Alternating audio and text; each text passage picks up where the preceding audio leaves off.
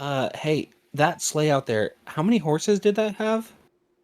Was that I was that one? I think it's just one, and it's not closed. What's Wow. the word for that? Oh gosh, what's the word for that? Open. Unclosed. Open. That's a Uh, convertible sleigh right there. what do they call those? They make the dinging noise. Jangle balls. Gosh dang it. Ah.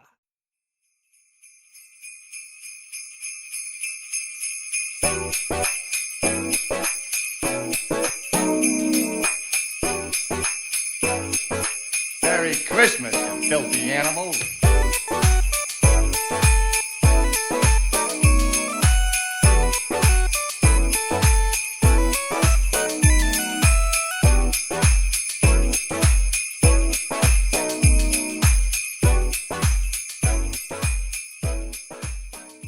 Hello, everybody, and welcome to Everything But the Cats, the podcast where we are obligated by many means not to talk about the cats. My name's Gage, I'm DJ. and this is our third attempt at recording this exact episode. So if it sounds like we've already been defeated, we have.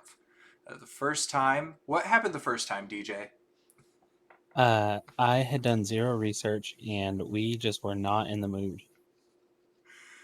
It Yeah. happens to the best of us. Gage had a headache. Uh, I had cramps.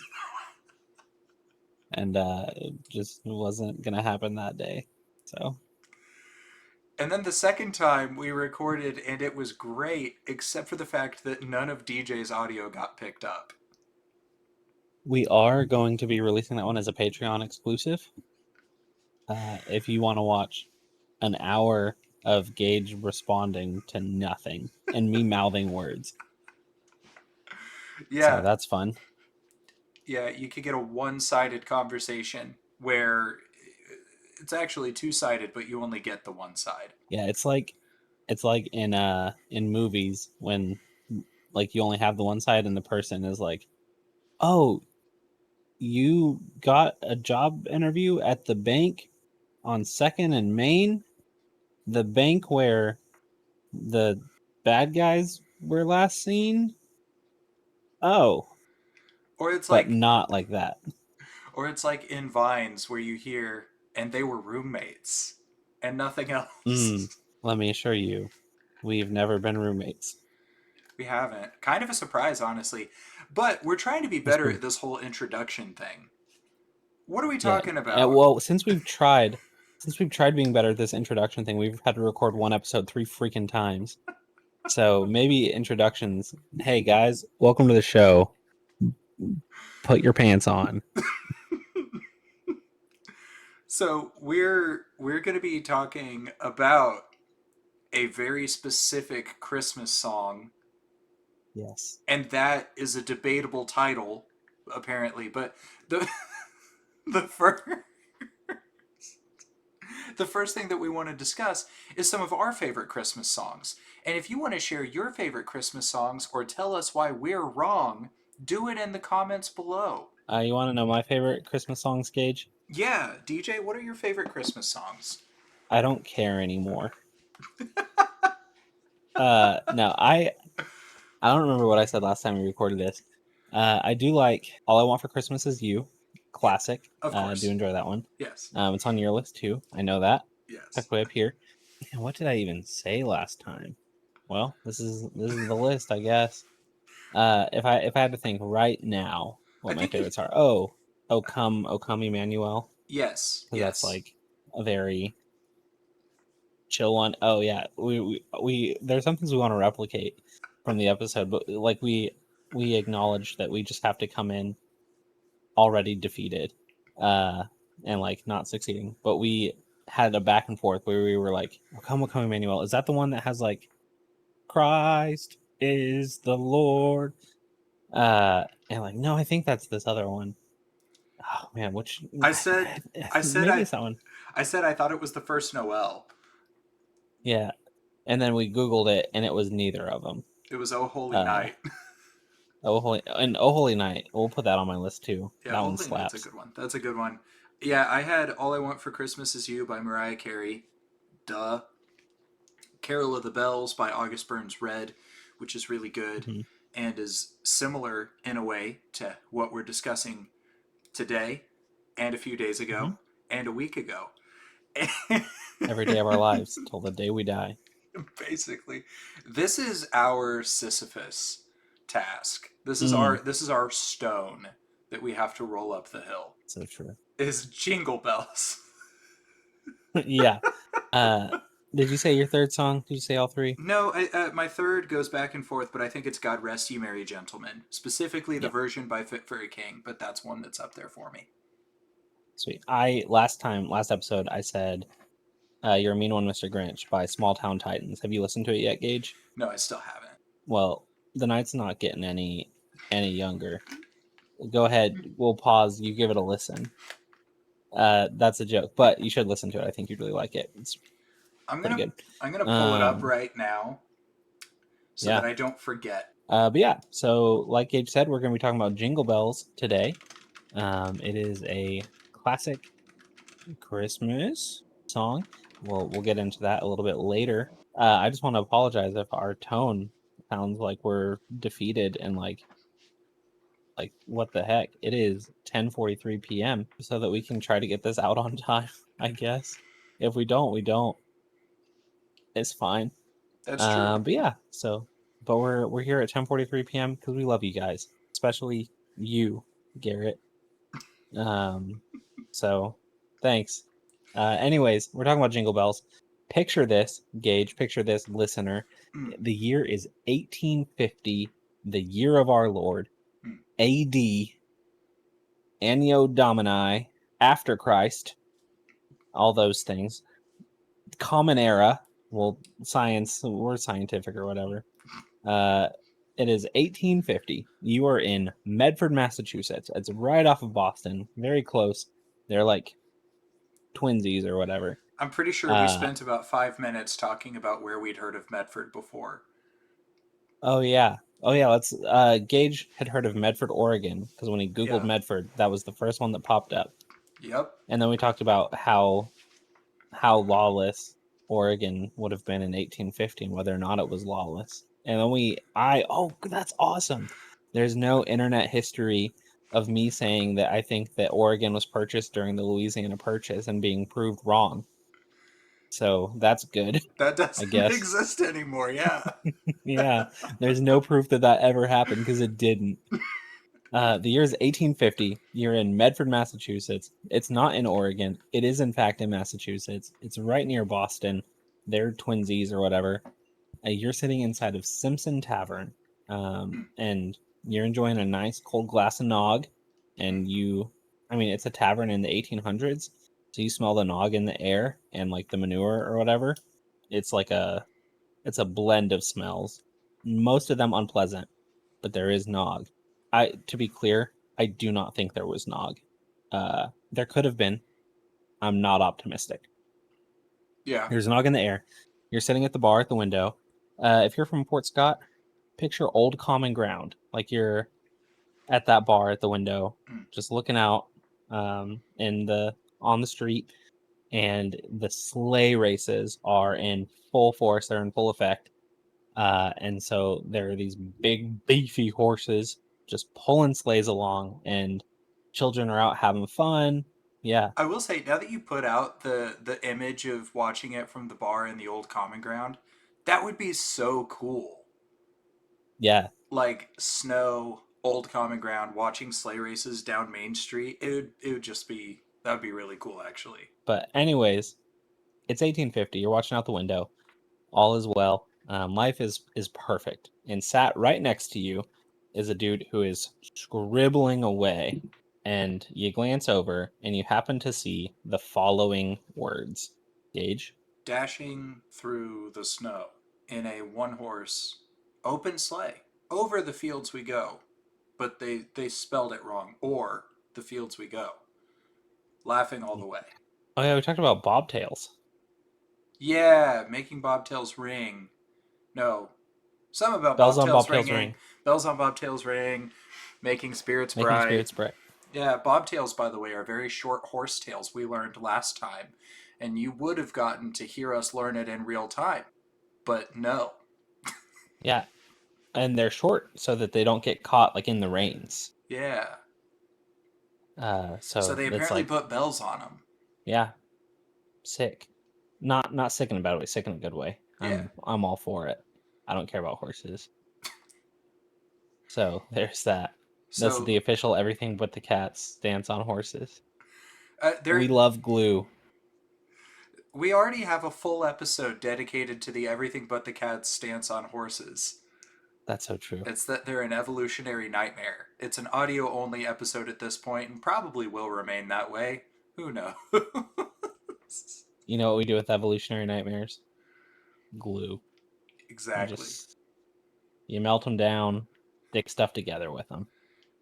That's how it works. Yeah, so you're sat next to Mr. James Pierpont. James Lord Yeah, I'm Pierpont, trying to find a good joke. by the way. James Lord, his middle name is Lord. Yeah, his middle name is Lord. His dad, what did his dad do? So his dad was a very actually pretty famous abolitionist and minister in the Unitarian Church. He got published or whatever. And so yeah, his dad was kind of a big deal, and I feel like that someone's a pretty big deal in the church when they give their kid like a Bible name. And a lot of people, like we went Isaiah, right? Mm-hmm. Isaiah David, as a matter of fact. And those are both Bible names. But how do you know if someone's like really, really spiritual? And Mr. John Pierpont said, Lord, that's what we're gonna do. So it's not too long. If I'm trying to figure out if it's like sacrilegious or weird to say like I'm gonna give my next kid the middle name God. So Just be like, it's uh, pronounced Jod. it's pronounced Jod. Yeah, like that freaking tool bag who invented gifts. Yeah. And then, and the last time we recorded this, we went on this little tangent where we talked about funny Bible names like Mahershala Hashbaz, Ham, Nimrod, and how the Oh yeah, Nimrod was fun. origin of Bugs Bunny. Okay, Nimrod, right? Let's go. Sure. We'll just do it. Yeah. Nimrod, right? Yeah. Whenever one of us says it nowadays, you think, oh, idiot, dummy, something along those lines. Buffoon. You think of dumb things when you hear the word Nimrod normally. Well, Nimrod in the Hebrew language actually translates to like great hunter, hunter of men, or something along those lines. Essentially, somebody who was a great hunter or a great warrior is what the name Nimrod in the Hebrew would have meant. And there's a lot of theories out there among historical, like biblical scholars, Near East and ancient Near East scholars, who believe that there may be overlap between the person, historical and epic person of Gilgamesh and the biblical person Nimrod. They could be the same guy because there's historical depictions of each of them that are identical, essentially, and the descriptions are very similar, and their stories are very similar in that Gilgamesh happened to be a few generations removed from a guy who survived a great flood.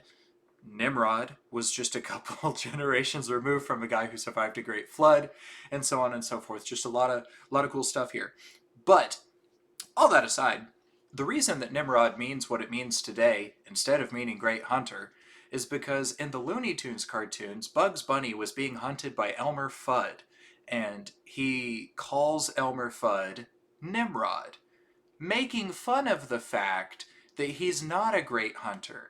So it was originally intended to be ironic when he called him Nimrod. But most people's biblical literacy wasn't, it just wasn't to the point where they understood that that's the reference that was happening, and they just took Nimrod to mean idiot or dummy or bad hunter or something like that. And so Yeah. that's where Nimrod gets its meaning. And then we talked about Bugs Bunny basically being like a what, like, did I say demigod or something? I don't remember. Sure. Yeah. Yeah. I think we should do every episode at least twice. The first time is our good take, And the second time is us telling people about all the good jokes and things we said last time. Like, you guys should have heard it. It's on Patreon. Like, You'll hear half of the joke later if you pay for it. only $15 a month. That's reasonable. Yeah, you'll hear my half of it, which most of the time is the half that doesn't land. So It always lands. Anyways, it's 1850. About 100 years before Bugs Bunny would go on to call Elmer Fudd Nimrod. And this guy's clacking away on his writing utensil. And he shows it to you. You're like, oh, that's pretty dope. And he shows it to some other lady who just tucks away, like, this was written here in 1850. And that essentially is the story of Jingle Bells. If you go to Medford, Massachusetts, on some street, probably Salem Street, there's a plaque that says Jingle Bells was penned here in 1850 by James Lord Pierpont. He wrote it to commemorate the sleigh races on Salem Street. And so that's the idea, is that he was watching sleigh races and he wrote it. And that's that. Open and shut case, honestly. Dude was watching sleigh races, thought, I can jam out a sick ditty about this, and wrote it. And then that's that. I gotta say, Sounds super simple. it does sound super simple, but I gotta say, when I'm at coffee shops now and people ask if I want to hear their poetry, I think I need to start listening more often. Does anyone ever ask you that? No, Next time. I just feel like it would be such an odd interaction, though. You're just sitting there Yeah. watching sleigh races, and this dude is like, "I'm writing a song About that. about that." Wait, hey, that sleigh out there, how many horses did that have? Was that I was that one? I think it's just one, and it's not closed. Wow. What's the word for that? Oh gosh, what's the word for that? Open. Unclosed. Open. That's a convertible sleigh right there. What do they call those? They make the dinging noise. Jangle balls. Gosh dang it. Ah. Oh, another joke that you missed. We we basically DJ in the first time we recorded this, I think, read the first few stanzas of Oh The yeah. Bells The bells. by Edgar Allan Poe. Because we kept talking about the jingling and the jangling of the bells. The bells, bells, bells, bells, bells, bells, bells. So it's simple, super simple, sweet and simple, easy cut. Let's call it an episode. Except if you're from Savannah, Georgia, you might have some beef with what we've just said and how we've just kind of concluded things. And the beef that you would have is that you would say, actually, he wrote it here. Thank you very please. And yeah, so picture this. The year is 1857. It is Savannah, Georgia. It's a nice balmy November. The crickets are still chirping in the air. Grass is still as green as it gets. The water hasn't thought about freezing. It is roasty toasty. I don't know if this is the case for this, but the new ministers. So the new minister has been there for a few years. You're kind of getting used to him. You like him. You hope he's around for a while. Spoiler: he won't be. He's gonna move back to New England soon. Oh, I forgot key context. We'll get to that later. It wasn't too key. We'll get to it. It's about him going to a boarding school. We'll talk about that. I forget later. how that is. Oh, yes. Yes. Okay. Yeah. Hmm. Yeah. So James Lord Pierpont, who wrote the song, he did go to boarding school at the age of 10 in New Hampshire, and he wrote a letter home just talking about like how much he loved the sleigh, like a sleigh ride that he had taken in the December snow. Anyways, it's balmy. It's a November evening, morning, and you've just gone to church. It's a Thursday. We'll say it's a Thursday. Maybe it's a Sunday before or after.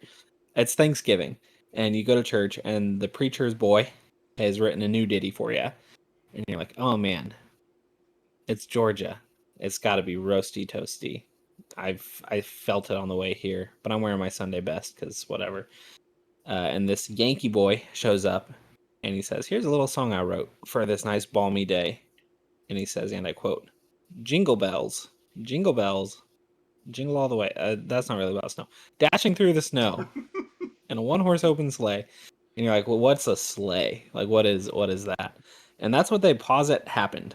At the Thanksgiving service in 1857, James Pierpont debuted, according to the Savannah side, he, for the first time, publicly debuted his new song. So that raises a couple things. One, there's the question like, okay, was it Medford? Was it Savannah? We'll talk more about that later. The answer is I don't care. But which one was it? So The intrigue will get you. I think this actually raises a few other questions. First, Yeah. did he write other songs, or is this like all he did is Jingle Bells, uh, or as it was called back then, One Horse Open Sleigh? Little wordy on the title, would have fit in really well with Fall Out Boy. And Mm. a couple other questions, like not questions, but I just think as someone who's worked in the church before, if somebody ever comes up, especially the preacher's kid, and they're like, "I wrote a song that I want to perform for you," I get worried. Like, Yeah. Yeah. how old was Yeah. So he comes up. how old was he at this point? Sorry. How old was he by 57? 1857. He was born in 22. 25? He is 35. 35. So 35. this guy's just like, I'm a 35-year-old man. Here's the song I wrote for church. Jingle Bells. Yeah. Yeah. Hey guys, I'm feeling really worshipful this morning. So let's praise the Lord. Jingle bells, jingle bells. So, yeah. No, I do picture how far ahead of his time he would have been. He goes to the Thanksgiving service, and he's like, "All right, guys, I got a little ditty for you. When I was a young boy." He really could have done something special, but instead he wrote Jingle Bells. So, anyways, yeah, so that's kind of the Savannah side. Oh, and then that raises not a question, but the point that nothing in Jingle Bells is inherently Christmas. Mm-hmm. You can dash through the snow kind of whenever, really, if like you live on a mountain. That's not even inherently winter, so that's cool. But yeah, so at the very least, it's not inherently Christmas. So that's a neat thing to note. Obviously, it's like around Christmas. It's wintry, so I think that you can play Jingle Bells. It's tricky because I feel like Christmas music you can play it year round because it's okay to like worship and be excited about the birth of Jesus year round. But winter music, I feel like that kind of has to stay in its lane. Yeah, I heard somebody make the argument one time. It was in a discussion where people were arguing about when you should start listening to Christmas music and what Yeah. qualifies as Christmas music and stuff like that. And one of them made the argument that Jingle Bells is one that it doesn't matter what time of year you listen to it because it's technically a snow song or a winter song. And I'm pretty sure they even went as far using this story, I think, to say that it could count as a Thanksgiving song. I feel like how messed up does someone have to be spiritually to be like, hey, Christmas music belongs in these 2 months, this 1 month sometimes. But if it's just about winter and cold weather, you can listen to it in June. Thank you. It's just like Like, like that guy's going to hell. it's like how dare you sing about Jesus Christ our Lord and Savior? How dare you? Uh, yeah, so I don't know. Wherever you are out there, you're not what was that you, Garrett? Uh sorry I said that. But yeah. So I think that the idea that like Christmas music has to stay in its lane, but winter music can absurd. Yeah. So I've got beef. We try to keep it pretty beef free around here. We're a vegan podcast. We're not vegans, to be clear. We freaking love meat. In the words of some of the greatest poets of our generation, and tell your boyfriend if he says he's got beef that I'm a vegetarian. I'm not heckin' scared of him. One time, so that song is a bop, right? I in my middle school, early high school days, I played a game on Facebook back when those existed Hmm. called Small World, Small Worlds. Did you ever play that one? I don't know. I know this story. I don't think I played Okay, that good, one though. I don't think I played that. This is a good great. story. I probably told it on the air before. I don't know. Um, Who but knows? it was just one of those like online chat rooms where you like go make your avatars stand around or whatever. And I really struggled to like make friends in person because I was weird as heck. And I was weird as heck because I was the kind of person that went and played these games a bunch. And there was a girl named Jamie who invited me to some party at someone's like their specific room or whatever. And I went with her, and then I don't remember what happened, but we had a falling out, Jamie and I, and then she got kicked out. But that song was playing, and I just remember typing, and I quote, "Don't trust Jamie, don't trust Jamie, never trust Jamie, won't trust Jamie." Uh, like a real jerk bag. Like I'm admitting to cyberbullying, like 15 years ago or whatever. So, Jamie, you're not listening to this, but I am sorry. If you're Canadian, I'm sorry.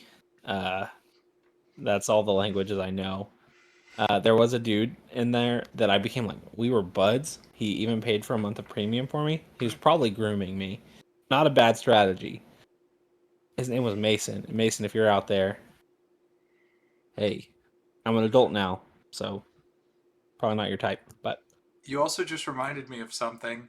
Uh, in the last recording session, DJ was aggressively pointing like this the whole time. yeah. So, I will say, anyways, you guys are missing out on a great episode. And you're getting you're an getting this episode. instead. I'm sorry, guys. Uh, it's I have this thing where when I do a task that someone gives me revisions or whatever, I just freaking can't. Like I try so hard, I get so far. Uh, does not matter. Like or like there are a number of things that in the past year or so I've had to do multiple times because of like technical issues or like, oh, we tried it on this one hosting website, but instead we should put it on this other hosting website. So could you rebuild it from scratch over here?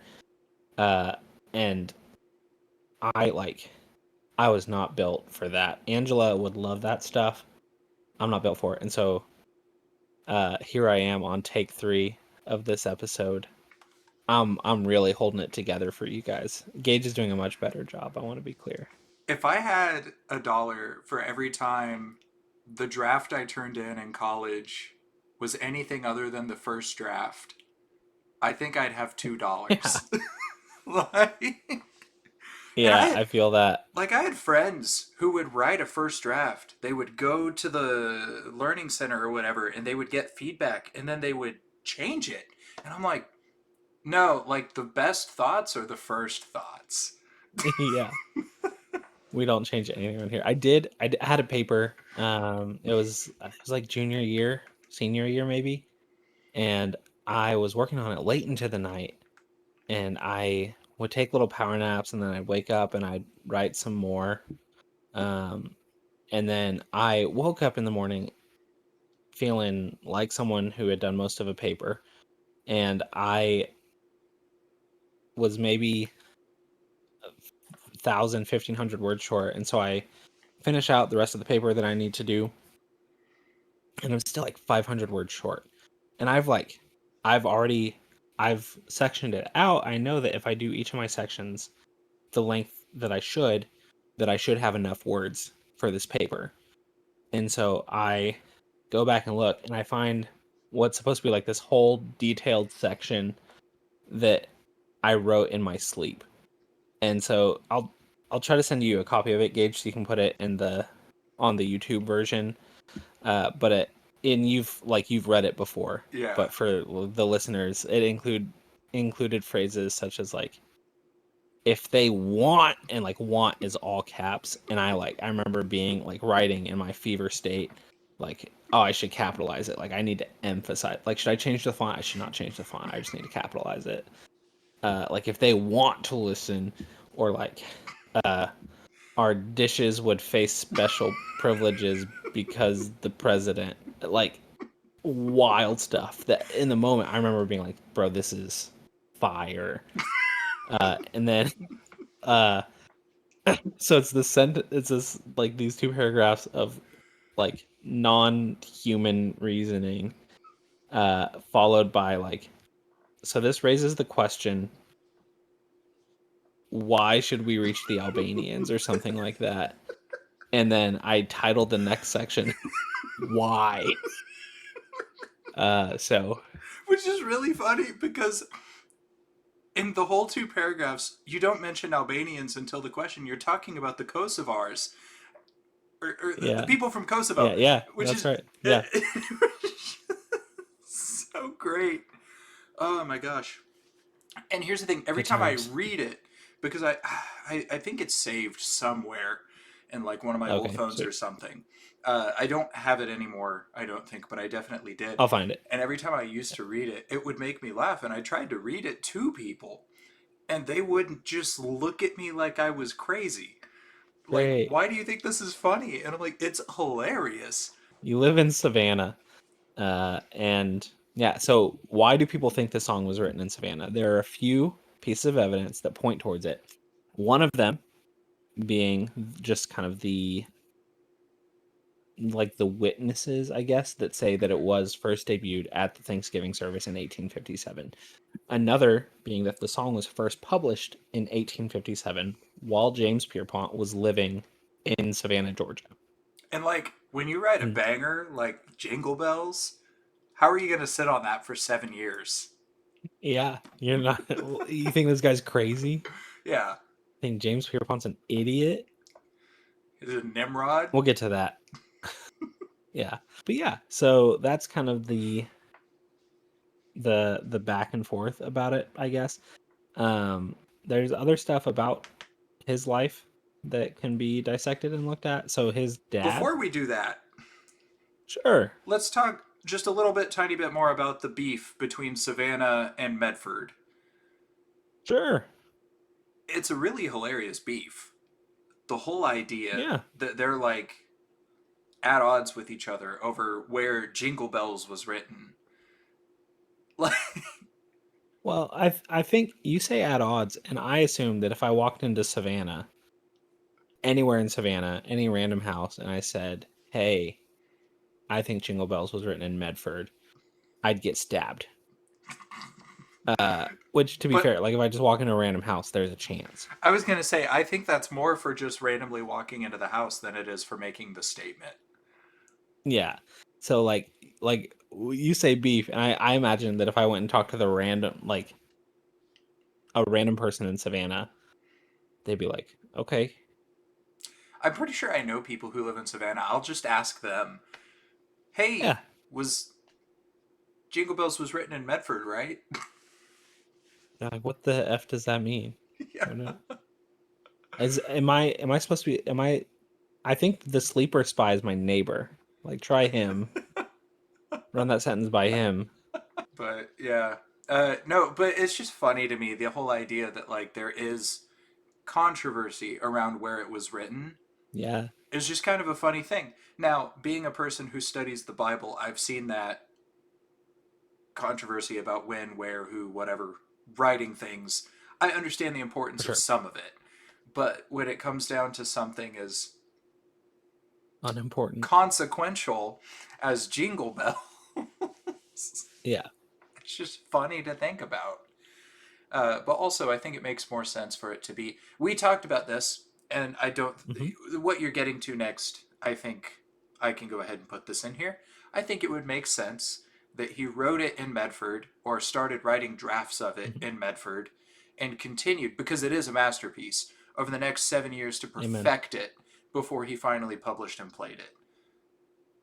I think it's possible that it's both. Yeah, no, I'm with you 100%. That is what I think.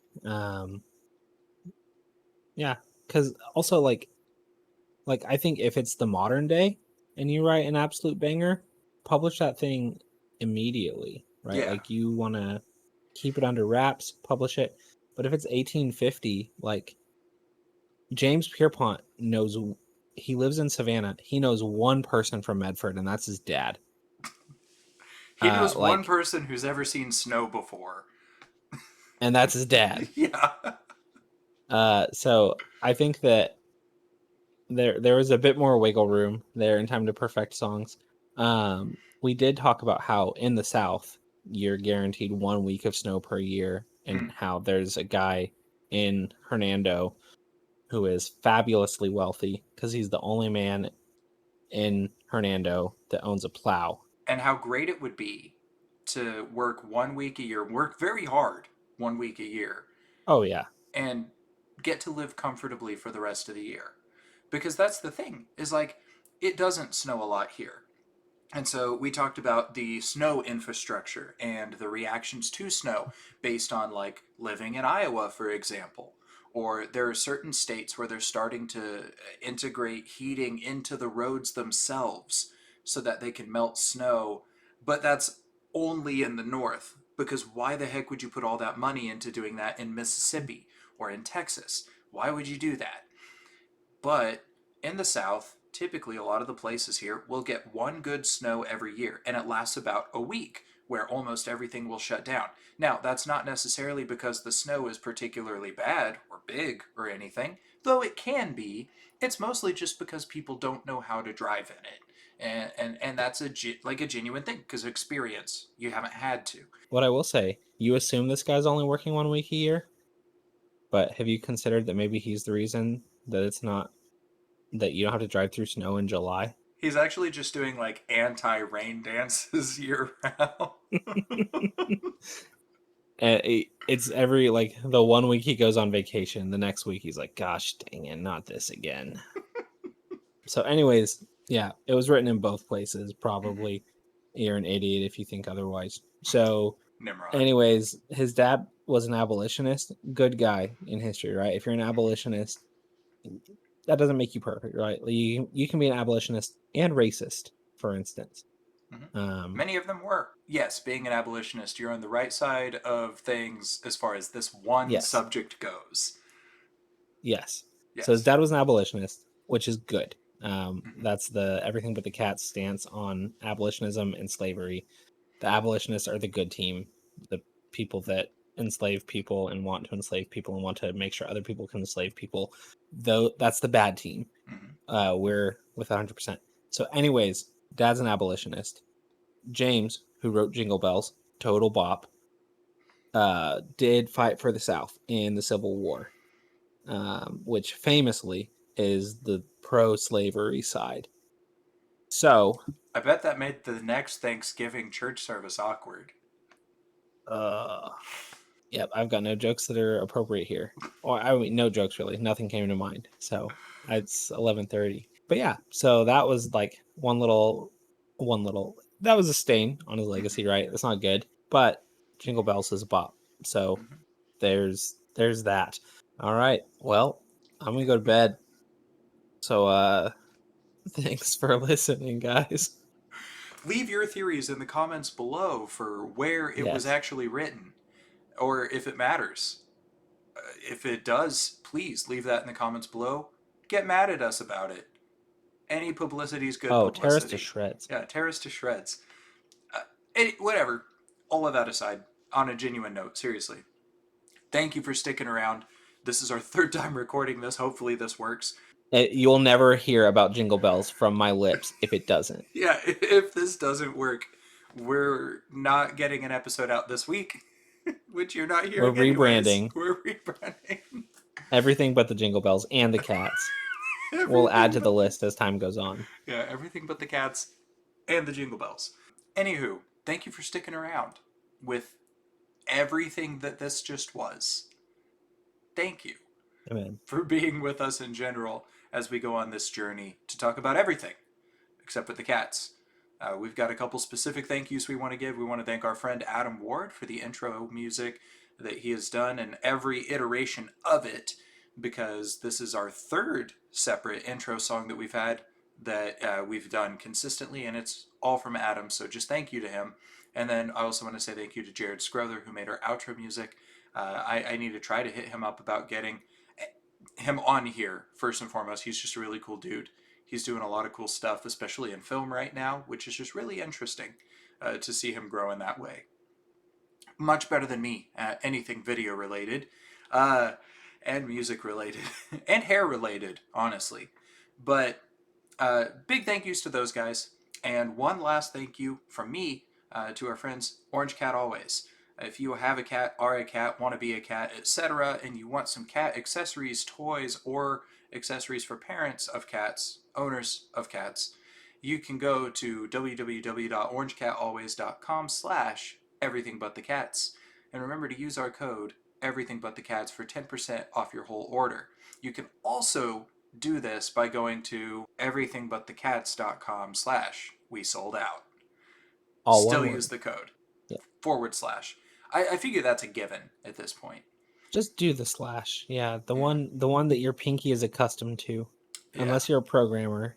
And we may talk about that on a future episode too. Regardless, thank you for being you. Stay lovely, dear listener, and I hope you enjoyed this 15-minute episode. Go thank yourselves.